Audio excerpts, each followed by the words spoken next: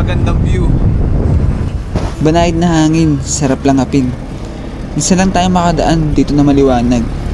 Kadalasan kasi, inaabot na kami ng dilim tuwing dadaan dito. Puro lakad namin, biyaheng norte. Pero na-amaze pa rin ako sa ganda nito. Kaya naman, hindi ko na pinalampas yung pagkakataon. Binuksan ang bintana, linungaw ang aking ulo. Sobrang napakaganda ng bulbundukin. Sarap sa pakiramdam. Probinsyang probinsya, parang ayaw mo nang bumalik ng Maynila. Sobrang nakakamiss ang bawat daan. Paliko-liko, kaya ba ito tinawag na maliko? Siguro kung nandito ka, mapapawaw ka din. Pero hayaan mo, dadamihan ko pa ang ganitong video.